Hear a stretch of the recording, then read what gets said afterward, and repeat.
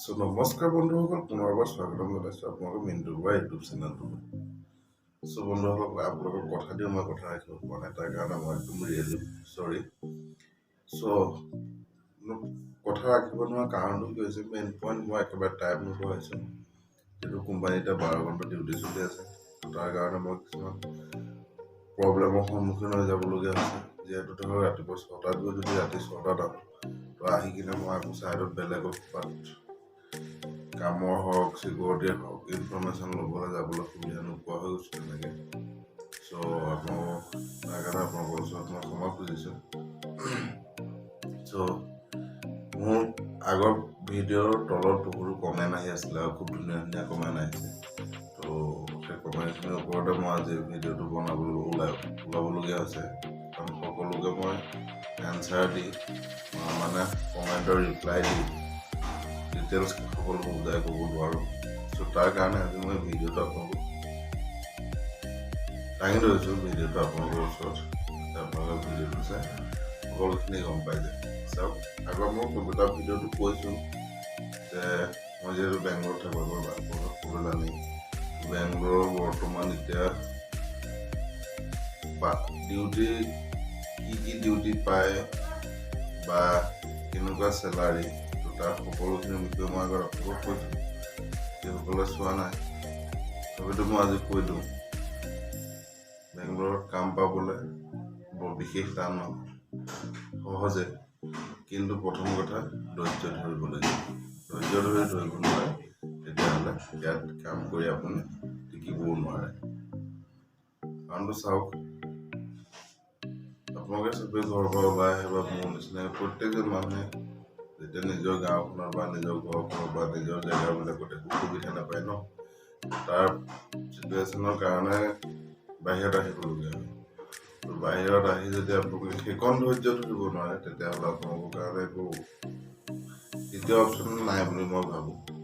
সেইটো কাৰণে আপোনালোকক কৈছোঁ যিমানটো পাৰে যিসকল আহিছে বা আছে থকাসকলক বিশেষ কথা ক'বলৈ যাওঁ তেওঁলোকে নিজৰ লাইফ ছেটেল কৰি ধুনীয়াকৈ চলি গৈ আছে। যিসকল নতুনকৈ আহিছে ঘৰৰ পৰা ধৰা আহিবৰ কাৰণে 10-12 হাজাৰ টিকেট খৰচা কৰি দিছে ঘৰৰ মানুহ, তাৰপৰা আহিছে অহাৰ পিছত ইয়াত আপোনালোকক কাম পাইছে, কাম পচন্দৰ কাম নহয় বা তেনেকুৱা কিছুমান আকৌ এমাহ থাকি ঘূৰি গুচি গৈছে। তেওঁলোককো নাহিলেই ভাল, এনেই পইচা পাতিকেইটা খৰচ কৰি ইমান দূৰ আহি ইয়াত তেতিয়া আকৌ থাকিব নোৱাৰে আকৌ ঘৰলৈ যোৱাকৈ যায়। এনেকুৱা নেক্সট টাইম অহাতকৈ নহয়। চ' এতিয়া মই মেইন কথাটোলৈ আহোঁ। চ' আপোনালোকে মোক সুধি আছিলে দাদা বেংগলোৰ চিকিউৰিটি জবৰ কাৰণে চেলাৰী কিমান পায় বা কিমান ঘণ্টা ডিউটি সকলোৱে বহুত কমেণ্ট আহি আছিলে। চ' মই কমেণ্টৰ সকলো ৰিপ্লাই দিব পৰা নাই যিহেতু। আপোনালোকে চাওক চেলাৰী হওক ডিউটি হওক ইয়াত চব বেলেগ বেলেগ। যদি আপুনি ভাবে যে মোক 12 ঘণ্টা ডিউটি লাগে 2 টকা মই বেছিকৈ লওঁ, তেতিয়া আপুনি 12 ঘণ্টা ডিউটি বিচাৰে। কিছুমানে ভাবে যে নহয় 8 ঘণ্টা লাগে মোক 12 ঘণ্টা আমনি লাগি যায় গতিকে 8 ঘণ্টা ডিউটি লাগে। তো তাৰ ওপৰত ডিপেণ্ড কৰি চেলাৰী হ'ব। ইমান বেছিও এগালো চেলাৰী নাপায় যিহেতু আপুনি চিকিউৰিটিত কাম কৰিব বা ৱৰ্কাৰ কাম কৰিব। খুব বেছি কিমান দিব? খুব বেছি চিকিউৰিটিত 8 ঘণ্টাত খুব বেছি যদি অলপ ভাল এজেঞ্চি হয় তেতিয়াহ'লে খুব বেছি টানি টুনি 14,000 14,500 কাটি কুটি। আৰু যদি আপুনি 12 ঘণ্টা বিচাৰে 12 ঘণ্টাত এনেকুৱা আছে লোকেল এজেঞ্চি আছে য'ত নেকি 12 ঘণ্টাত 12,000 তেনেকুৱাও আছে। সেইবিলাকৰ কোনো কোৱালিফিকেশ্যনৰ ওপৰত ডিপেণ্ড নকৰে বা তেনেকুৱা একো নালাগে। কিন্তু তাৰ ভিতৰতে কেইটামান এজেঞ্চি আছে যিকেইটা এজেঞ্চি ধৰক আপোনাৰ পাৰফৰ্মেঞ্চ ভাল দিয়ে। সময় ধৰক 5 তাৰিখে বা 7 তাৰিখৰ ভিতৰত চেলাৰী সোমাব লাগিব আপোনাৰ একাউণ্টত। আৰু দ্বিতীয়টো কথা হ'ল তাৰ ওপৰতো খেলি মেলি চেলেং পুটং 7 তাৰিখৰ পৰা গ'ল 20 তাৰিখ পাই গ'ল 25 তাৰিখ পাই গ'ল তেনেকুৱা কিছু নাই। আৰু তাত কোৱালিফিকেশ্যন লাগিব আপোনাৰ মেক্সিমামটো মেট্ৰিক পাছ আজিকালি হৈ পৰিলে। আগতে ইমান বিচৰা নাছিলে কিন্তু আজিকালি প্ৰায় মেক্সিমাম বিশ্বাস হৈ পৰিছে। সেইটোৱে কথাটো। 12 ঘণ্টাত আপুনি মিনিমাম ধৰক চিকিউৰিটি যদি কৰে, যেনে ধৰক ফৰেষ্ট হওক, ইউনিক হ'ল, ISS হ'ল, পেৰেগন হ'ল, এনেকুৱা কিছুমান এজেঞ্চিত মানে আপোনাৰ ধৰক একেবাৰে কমকৈও 12 ঘণ্টা যদি কৰে, 26টা দিন কৰিলে আপোনাৰ একেবাৰে কমকৈ 18,000, 19,000টো আহিব মানে। সেইটো এটা মোৰ ফালৰ পৰা মোৰ অভিজ্ঞতাৰ পৰা কৈছোঁ। যদি এতিয়া হয়তো বাঢ়িছে তেতিয়াতো মই সিমানটো গম নাপাওঁ।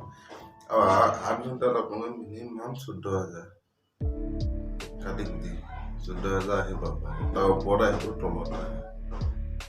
কিন্তু সেই ডিউটিবিলাক অলপ ষ্টিক হয়।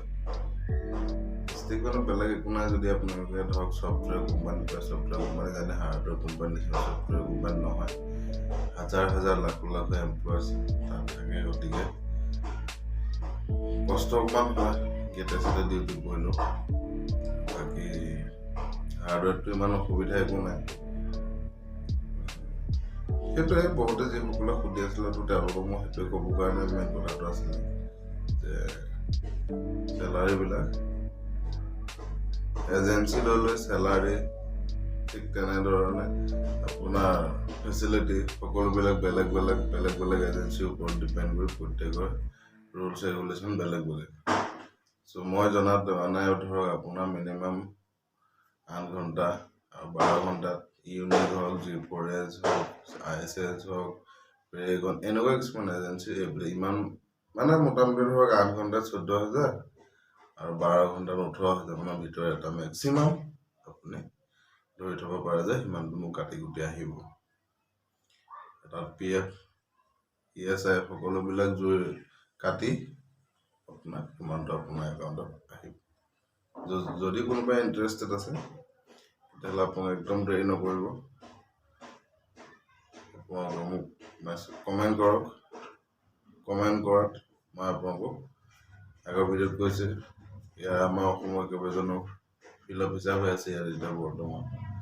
তেওঁলোকক মই আপোনালোকৰ ইউনিকৰ পৰা ধৰি পেৰেগনৰ পৰা ধৰি সকলোতে আছে। তো আজি মেইন টপিকটো এইটোৱে আছিলে যে চিকিউৰিটিৰ ডিউটিৰ চেলাৰী কিমান, কি কথা কি বতৰা সকলোবিলাক। চ' যদি কোনোবাই এতিয়াও বুজি পোৱা নাছিলে ভিডিঅ'টো চাওক আৰু চিকিউৰিটিৰ চেলাৰী 8 ঘণ্টাত 12 ঘণ্টাত কিমান সকলো জানিব।